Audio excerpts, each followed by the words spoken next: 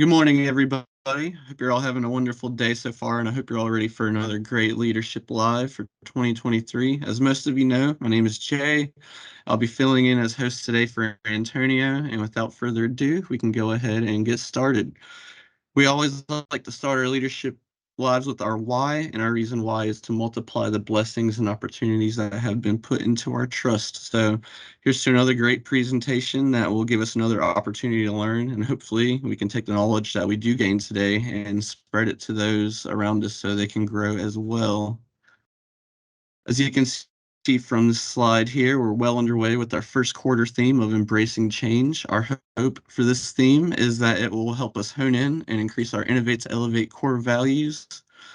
And we started off last month with a great presentation given by Campbell University's Dr. Kevin O'Mara, who spoke with us about embracing change in the workplace. Today, our guest speaker is none other than Scott Kelly, who will speak with us on leading change and managing effectively. And through today, we hope to learn about adaptability as well as resiliency in the workplace. Mr. Kelly serves as Campbell University's Instructor of Business and Entrepreneurship Coordinator, as well as the Director of Entrepreneurship with the Lundy-Fetterman School of Business at Campbell University. We were actually lucky enough to have Scott present with us last Leadership Live campaign, and we're excited to see what he has for us today. Thank you again, Scott, for being here with us this morning, and the floor is yours. Great. Well, I do definitely feel part of the Rosewood family, so I appreciate you all having me. If this Campbell thing doesn't work out, would love to join Rosewood. So, Sherry, we may have to chat later, but no, I do feel part of it, so I appreciate it. So let's just talk about adaptability. We're going to talk about the AQ. You can change the slide. So our goal today is to increase our adaptability quotient by 1%, just 1%. Okay. You all know about IQ, and even the buzzwords in the business world now are EQ, emotional intelligence, and you even have spiritual quotient, SQ. You've got SISQ, SYSQ. So there's a lot of types of intelligence out there, but we're going to focus on adaptability today. So let's just define the adaptability quotient. So it's really simply the ability to adjust to change in real time. Okay, this is not rocket science. I hope you didn't come hoping to have all these great revelations. We are going to talk about some examples of companies and of people that hopefully you can take away and you can apply to your own jobs. You know, we've got 56 people here that have different jobs, different responsibilities. I likely won't say something exactly about how you're going to install a closet and the customer wants to make a change. I'm probably not going to go that detailed, but hopefully we'll talk about some general things that you can take away to say, here's one action item, one thing that I can change. And sometimes I feel like in education, we're in the brain surgery business, right? We are attempting to change the way you think. And the goal here today is to change the way you think and to be a bit more adaptable and a bit more willing to change in some regards. May not be comfortable. My job is not necessarily to bring a lot of comfort to your life. Maybe there's some uncomfortableness that might happen today. So that's our goal, to increase our adaptability by 1%. Next slide. Okay, so let's talk about Netflix. Netflix is not unlike Rosewood, and here's why. The CEO of Netflix, years ago, maybe some of you all received DVDs in the mail, which I did. I was a Netflix subscriber. We, put in our queue. I would get this DVD in the mail. Now, CEO is very intelligent. Reed Hastings is a great leader and knew that they were going to make the jump from DVDs in the mail to streaming. And he was a serial entrepreneur. He knew what kind of workforce he needed. He said, I need an adaptable workforce that has a lot of autonomy. He had a previous company and it was very command and control. He had a lot of rules. You had this much vacation. You had to show up at a certain time, and you had to ask if you spent $5 on a stapler. And there's just a lot of rules. And he said, that organization will not work with Netflix, because we're going to have to make changes quickly. We're going to need to adapt. And he set out to set a culture to say, we're going to have a lot of autonomy. Employees are going to have a lot of freedom, and these are the type of employees we're going to have. Now, and I know that Rosewood definitely went through but the Rosewood Renaissance, is that what happened, where we had different companies, you know, and over the years, that's not going to be the only change. There's going to be a lot of changes happen over the years. So Netflix is not unlike Rosewood. Rosewood, we need you. We need all the employees to be adaptable, because we're going to see change that happen. Okay, next. So this is our ladies lacrosse team. And so can we become adaptable here in 45 minutes on this webinar? Possibly, but probably not. We actually need to go in the field, right? We need to, you know, on-the-job training. Can you learn lacrosse via webinar? Probably not. And so we're going to talk about some things to do, some actions that you can possibly take to become more adaptable. Next, all right? Great. So right now, if you want to receive an investment from a venture capitalist, there's one venture capital firm that has said, basically, the one characteristic I look for in an investment, it's not what school you went to, it's not if you worked at Facebook or Google or whatever, it is how adaptable are you. That is the criteria that they are using for measuring who they want to invest in, obviously. Okay, next slide. So think about this, and I would love for you to type it in the chat.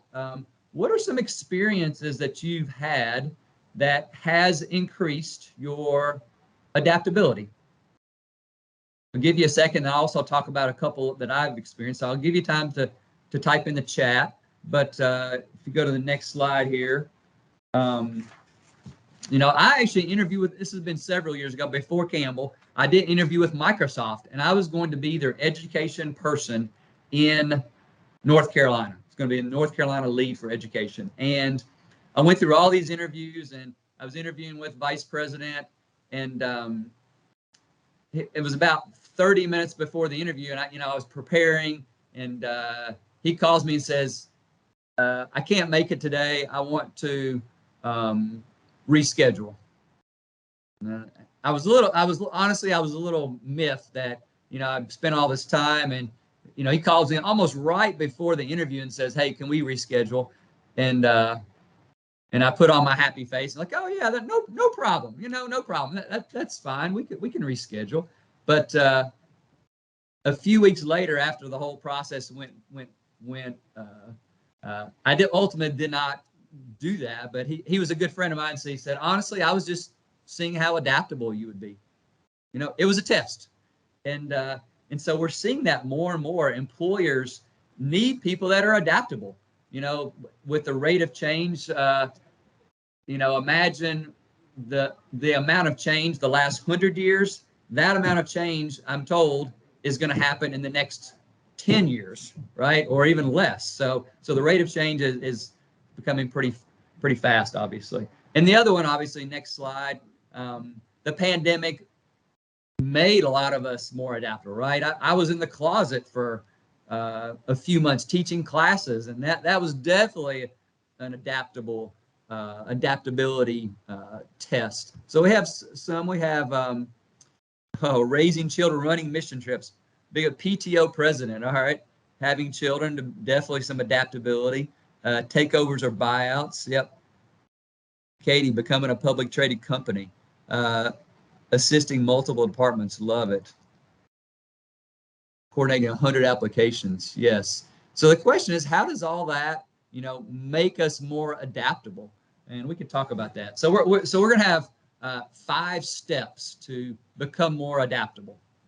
And so the first one is a willingness to unlearn. So we have, you know, these core beliefs that we hold sacred sometimes, and I do think we can go too far in adaptability. You know, in the world, I think we definitely preach, be more adaptable, be more adaptable. there are some things that we want to hold fast to, right? There's some core beliefs, some things that are a part of us that, you know, we're not gonna waver on. We're gonna stay the course on certain things. But there are a lot of things that, like, yeah, we can be open-minded to certain other beliefs or certain other you know, ways of doing things. Marriage definitely brings that. You know, your spouse probably has a few things that she's learned or he's learned over the years, and you have to adapt to that. So another way to phrase this is, how teachable are you? You know, how willing are you to accept that other people might know a bit more than you? So here's some examples of that. So if we go to the next slide. Yeah, what change have you resisted? Is there something that that's been brought up that you've, you know, your initial reaction was, ooh, I don't know if I can do that. You resisted that change. And so I'll tell you, you know, I'm not a social media guy. My wife is on social media, but I occasionally have Instagram, I have Facebook, but I don't go on a lot of social media. But I will say I've got two teenagers, 16 and 14, and the new thing right now is Be Real. Be Real is the new social media. They are all on it. And so I basically have determined, if I want to stay in touch with my kids, I gotta jump in. So my initial reaction was resist it, but as I saw them posting lots of things, so I'm a Be Real user now, and poster. So I probably should post something here, but I've definitely been more willing to adopt some of the new technology, and we're even told, you know, things that were invented before us, obviously, before we were born, you know, maybe we're more willing, or even things that are invented while we're, you know, 15 to 25. That's the latest and greatest. But things that are invented maybe after we're 35, you know, we may be a little more resistant to adopt those. Okay, so the first one is willing to unlearn and relearn things. All right, next, Jay. Oh, and some other things. Just, I mean, obviously, you all have probably heard of Chat GPT. A lot of buzz in the news right here, and especially in the education world. There are a lot of faculty members, a lot of schools, in fact, that are very resistant to this platform that will basically answer any question. And just a quick story: my oldest daughter is a freshman in college. She calls me later in the semester and says, "Dad, my last assignment is to write an essay about how the Cold War affected the Cuban Missile Crisis." I said, maybe you can look that up. But I said, but Chat GPT, I bet if we asked that question, that could, you know, write us an essay. And that's exactly what happened. We used Chat GPT, and it wrote a pretty nice essay. So I don't know if she turned that in, but this is what's possible, and it's getting better and better. I'm told version 4 is going to come out, and it's going to be even better. So if you haven't experienced that, it really is mind-blowing. I mean, we're at a point that people have been talking about, that you can ask a question and it will have a pretty close to human response, and it can do things like make it funnier, right? So, for example, my son had to give a talk in church, and he wanted to talk about certain standards or something, and we said, you know, create a 5-minute talk about you know, gospel standards, and use some Lord of the Rings analogies, and it was able to do that. You know, it talked about all, you know, integrated you know, Lord of the Rings stuff. So I say all that because education is very resistant. So you saw that New York City banned Chat GPT. And, you know, I see that, and I just think, and we've had conversations like that at Campbell. Like, what do we do about this? And some faculty members have been very resistant and really concerned that students are going to be cheating. They're not going to write papers anymore. They're just going to go to Chat GPT. Now, I appreciate that and can see that, but I'm convinced that we think about how we can use this, because when students graduate, or when you're doing your job, if there is a technology that can help you do your job faster, are we not going to adopt that? And so people are still, we're still in the early stages of this, but especially marketing firms, Jay, you in PR and writing stories, we're not there yet. You can't just say, write a story about live webinar. But we're getting to the point where it can help us be much more efficient. It can get us 60% there, right? And then we can take what it has and tweak it and do it. But we are definitely seeing this marriage of machines and man and woman. So that combination is pretty awesome. I tested it out, said create a 30-minute presentation to business leaders about how to increase adaptability quotient. And it was pretty good. It gave me 9 ideas. It's obviously not everything, but it definitely helped me get a little further. So that's not how, that's an example of how not to adapt potentially. All right, do we have anything else? Any other chats about adaptability? Let me just pause here for questions, comments. Is anybody feeling more adaptable already? Raise of hands. Just by talking about it. Okay. We're good. As I talk, please type in some questions. Love some engagement here. Let's see. I'm going to go to. Okay, just a quick story. I've got a friend that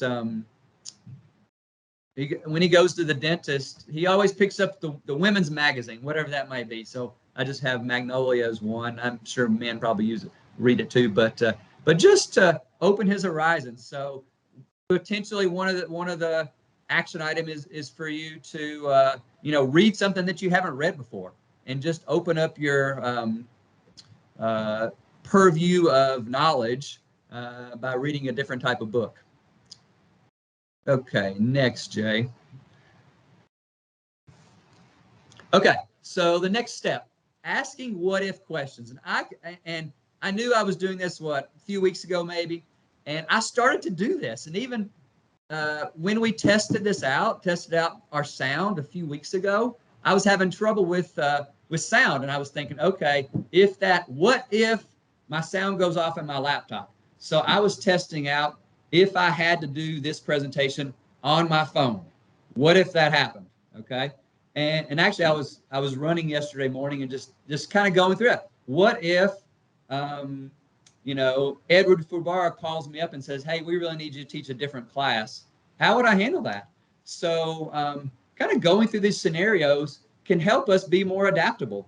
And it can get kind of crazy if we're just constantly thinking about what if happens. We don't want to stress ourselves out. But I've tested this out the last week, and just occasions that, okay, what if this happened?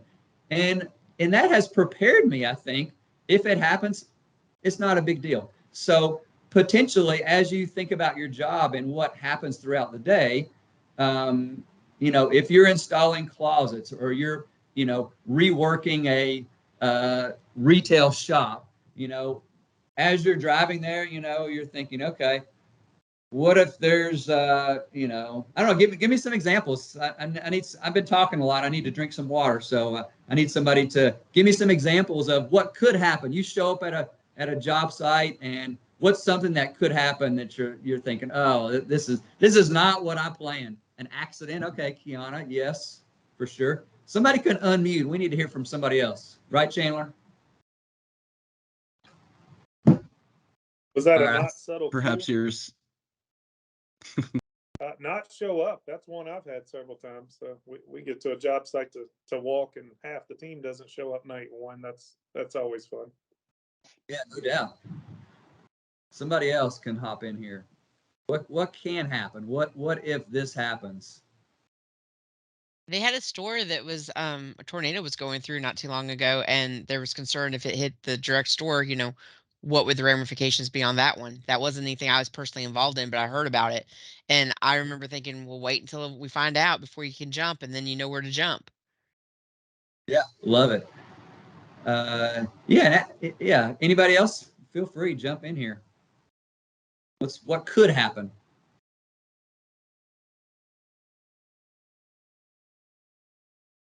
So I work with a lot of entrepreneurs, and you know, in an entrepreneurial journey, you're always asking those questions. And actually, I have a friend going through this right now. You know, he's debating whether he should take on a co-founder or continue to go on his own. And he's playing out all these scenarios. Well, if I take on this co-founder, you know, I'm going to lose some control. I'm going to maybe do things I wouldn't normally do. So those kind of scenarios are, you just want to be ready, right? So, all right. So that's number 2. So going through what if scenarios. All right. Okay. So step 3 is, actually, I got that wrong. It's supposed to be exploring. Exploiting instead of exploring. So, you know, another Netflix example. If we go back to a meeting between Blockbuster and Netflix, we see a perfect example of Blockbuster just relying on their core business, and they're exploiting their strengths, which if you look back, I mean, it's easy for us to look back and say, oh man, they were stupid. But honestly, they were doing well. And actually, Netflix was losing $50 million a year. And the founders of Netflix roll into Blockbuster and say, hey, we want you to write us a check for $50 million to buy Netflix. And the CEO was basically responded, no, we're not doing that. Right. And, you know, and obviously we know what happened, but it's a perfect scenario and a learning experience for all the companies to really balance this idea of these are our strengths. We're gonna continue to do that. That's our core business, but building a little bit of budget, a little bit of time, a little bit of resources on what's the next big thing. How are we planning ahead and really taking some time to say, okay, what if all these things happen? Here's the next thing that we're working on that probably is going to fail because we can't predict the future. But having a certain number of resources of time for this exploring what's going on. I mean, we're going through lots of changes here in higher education. I mean, we talk about this all the time. Higher education is changing, and we are definitely continuing to exploit you know, the traditional model of undergraduates coming and paying us tuition. But you know, what else do we need to be exploring? That's definitely a constant question. So the question for Rosewood and the question individually, you know, how are you at Rosewood or you individually, you know, both exploring new revenue streams and, you know, continuing to show up every day and exploit current opportunities.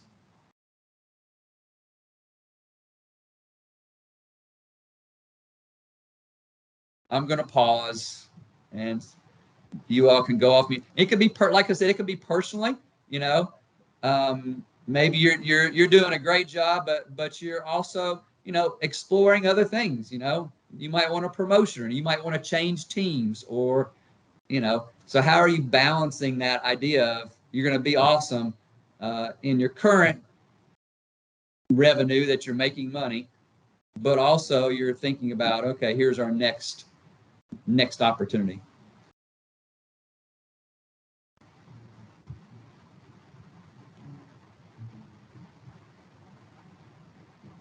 Or that might be a bad question. Well, I'm not at Rosewood, but I think if I'm understanding you correctly, Scott, I think one challenge would be time management. So if I've already got a busy schedule and I also want to explore some new things, I've got to figure out a way to reorganize my time so that I can do both things effectively. and reprioritize some things as well. Definitely. Great. Yeah, you're right, Edward. So how do we do that? How do we, because I think we will all acknowledge that, yes, we need to be exploring new opportunities at the same time as keeping the lights on and, just, operating our business, whether it be personally or as a company. So I'll give you another example. You all think about it. But here's another example. Students, I work with students every day, and I beg and plead for them to have interactions outside the classroom. And go, I'm taking students to TCU next month and to Harvard Business School. We're taking a trip to Harvard Business School, and students are just busy, right? They have their classes, they want to get good grades, and so it's sometimes a struggle to say, hey, I know that you have a test this day, or you have responsibilities, but hop on a plane with me. Let's go to Boston. Let's go to Harvard Business School and let's meet some business leaders. Sometimes that's a big deal for some students, that I have other responsibilities, but just this ability to say, okay, I'm going to budget some time to spend on those pursuits versus my traditional, I'm going to class, I'm going to, get good grades, all that. Other thoughts? How are y'all doing? How are y'all managing your time to be ready for the next thing? You've got a couple of pieces in the chat too, Scott.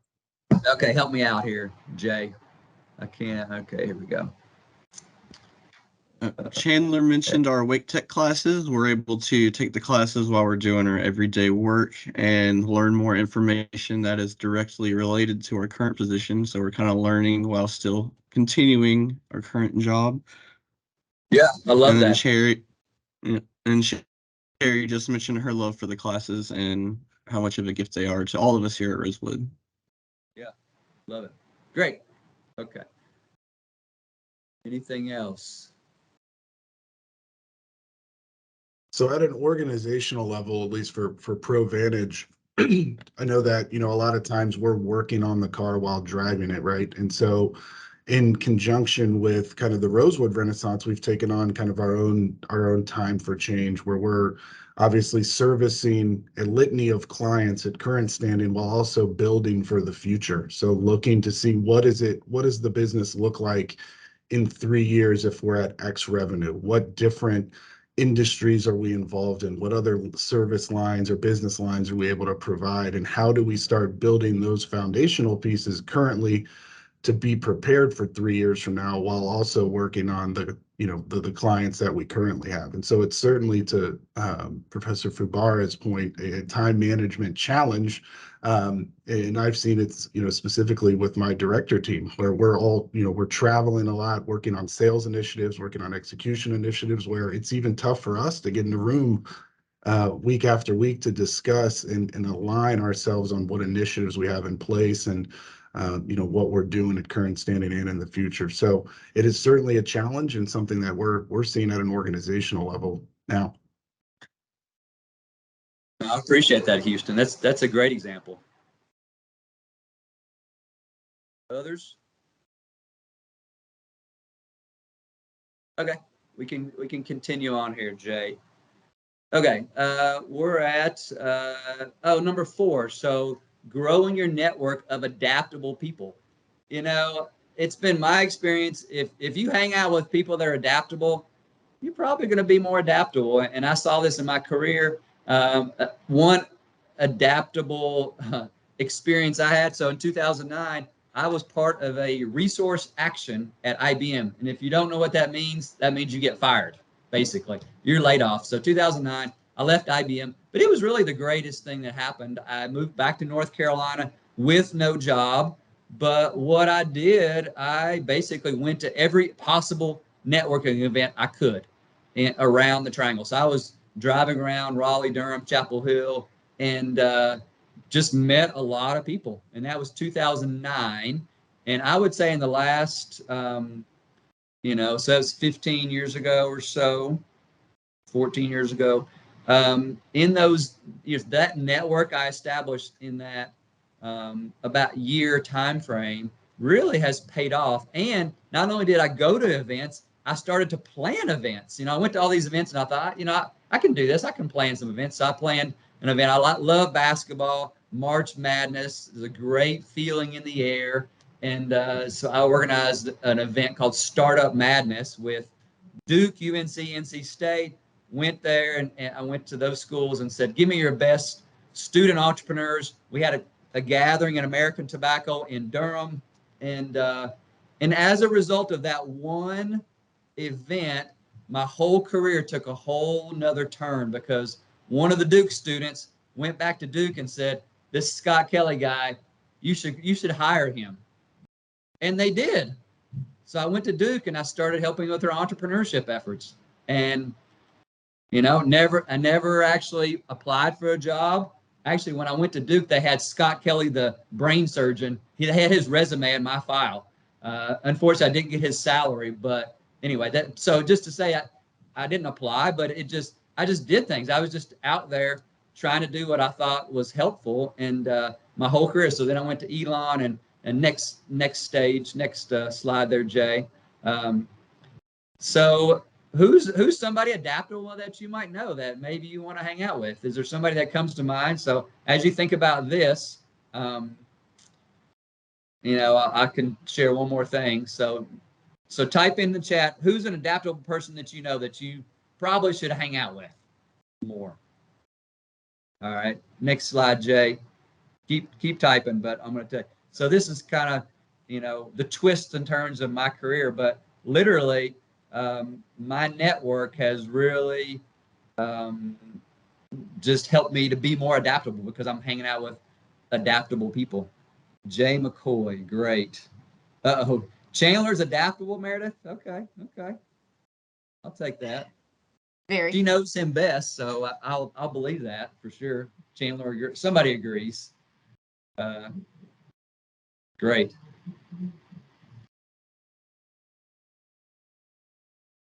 Okay, so maybe one action item that you leave here is, who am I going to hang out with that's more adaptable? James White. All right, great. All right, last one, Jay. Number 5. Reading, listening to, watching things that teach adaptability, right? So I make all my students read the Wright brothers, and you can probably guess the materials to consume, the books to read. If you go one more, I got some recommendations that I like. Type as I go through this. Type in what have you read? What do you want to read that could increase your adaptability? So obviously, the Wright brothers. I'm reading George Washington's biography right now. The Wire movie, one of my favorite movies. This high wire walker basically sees the Twin Towers being built, and he builds a high wire across the Twin Towers. This was in the 70s, and he walks across. And the whole movie is talking about being adaptable. I mean, he basically had to spend a few months kind of planning all this out. But in the heat of the moment, when he was actually doing it, there were so many things that he had to adapt to. A security guard found him, and he had to kind of adapt to that situation. There was a lot. QBQ, okay, great. Any podcasts out there? I know we got Entree Leadership. I know we got a Dave Ramsey fan here. There's a lot of good things there. How to Take Over the World is a podcast that I've been listening to lately. Love that podcast. From Scratch, an NPR podcast. Anything that you are reading that you could share with the group that, or maybe something I should read? I can definitely become more adaptable. The Infinite Game, Simon Sinek. Yeah, definitely. I'm a big Simon Sinek fan.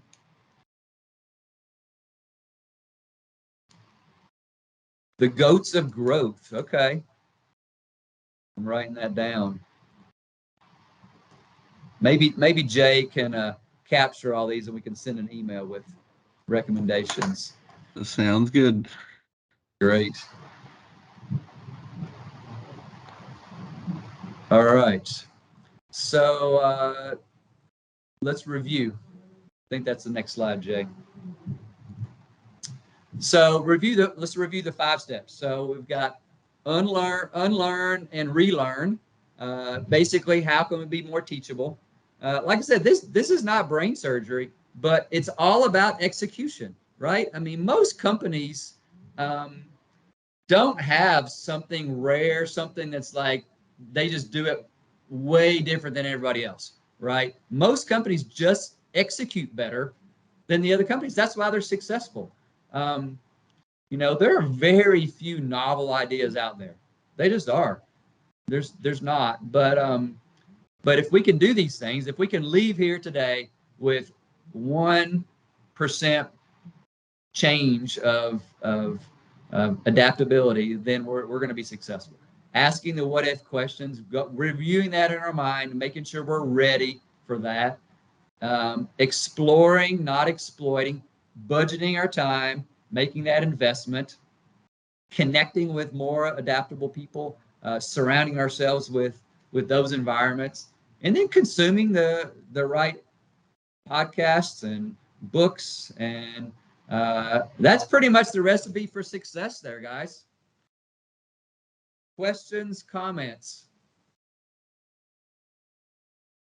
Go ahead and, okay, we can't leave here without typing in what's, based on everything we've talked about, what is the one change you're going to make? How will you be more adaptable now? Or you can ask a question. You've got options here. We can't leave without typing something in. Right, Jay? Okay.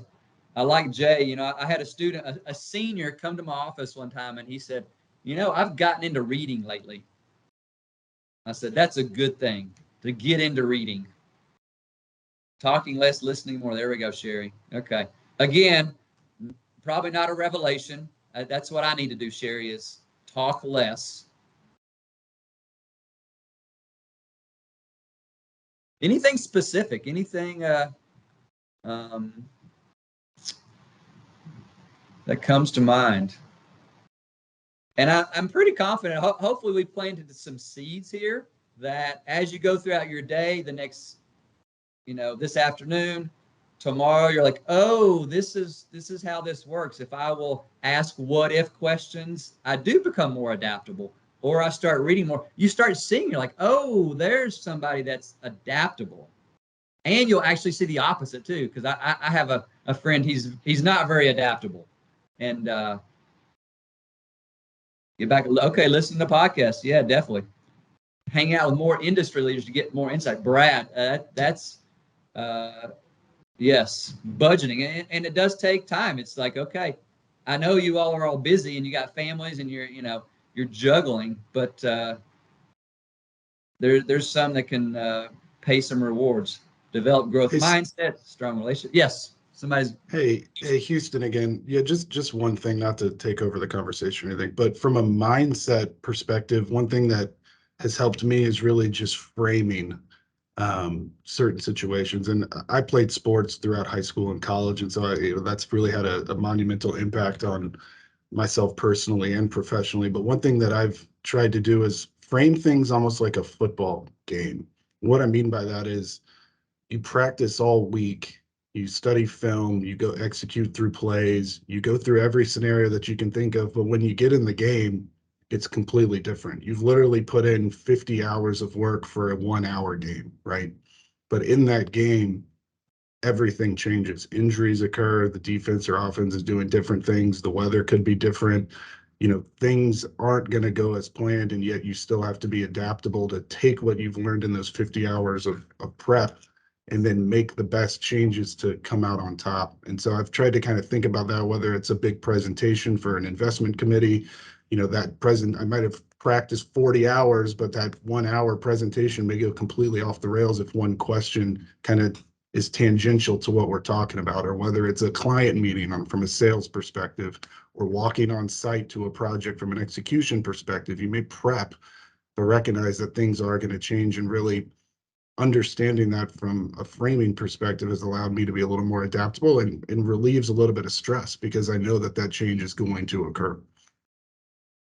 No, I really appreciate that, Houston. Yes, I have a lot of athletes, and I actually have several military students, which the military is amazing at this. That they really preach adaptability, because on the battlefield there are constant changes that have to that require you to be adaptable. So yeah, it's a great scenario, great insight.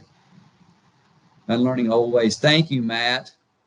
The industry of home design and construction keep progressing, new better techniques. Yes. Patience, Lori, that's right. Help others become more adaptable.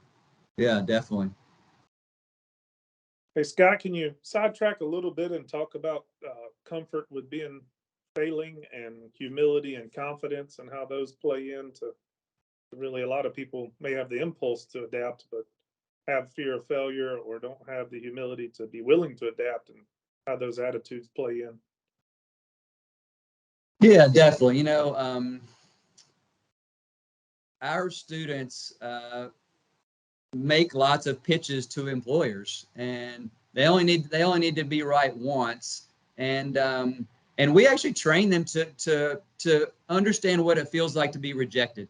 If I'm told, and I experience this a lot too, as an entrepreneurial thinker that always has new ideas, I know I'm prepared to be rejected, because I've been rejected a lot, and I go into pitches with the understanding that rejection might happen, and I play that out. What would happen if this person rejected me? It's okay. It's not a big deal. There's other people to pitch, and other people to be on my team.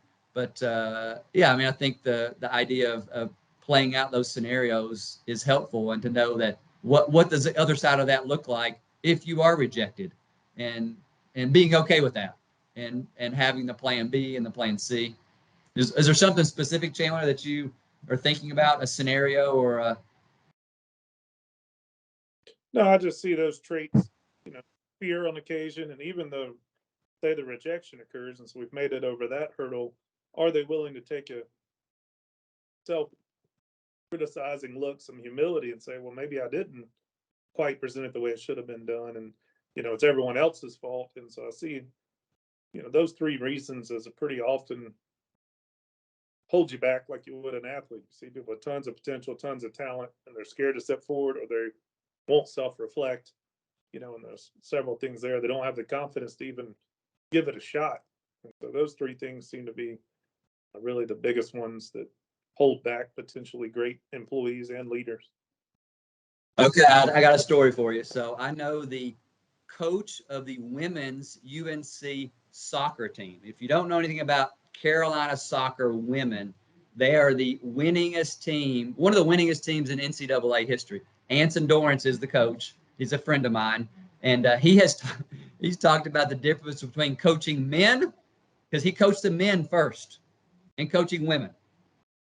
And this may, I don't know. Anyway, I'll just say it. So he said the difference in coaching these two groups is that men, you had to have game film to prove that they did anything wrong.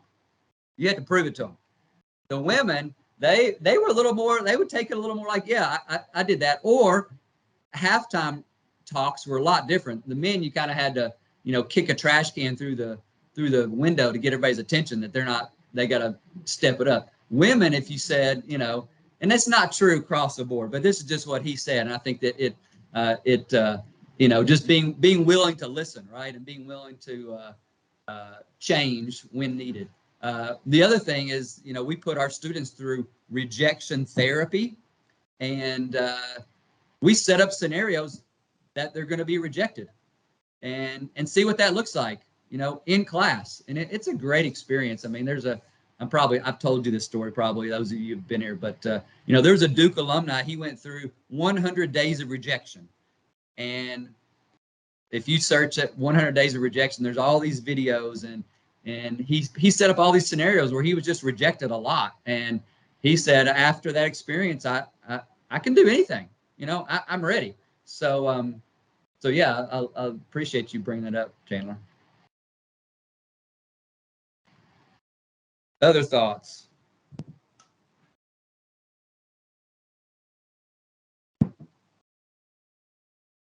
Well, I'll say one more thing, and then if you want to chime in, but Rosewood, I'll just say this again. Rosewood needs you to be adaptable.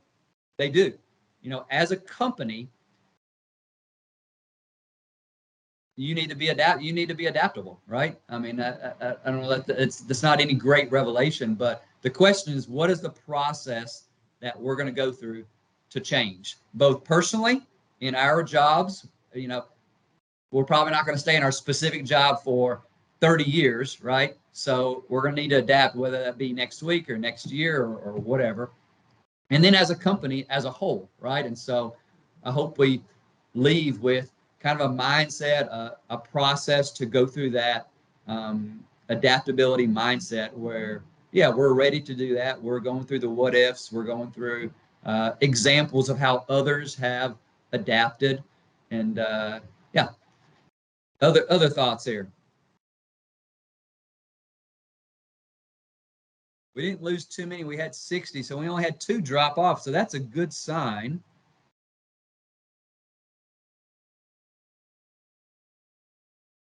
If there's no other questions, I think now would be a good time, I guess, to call it.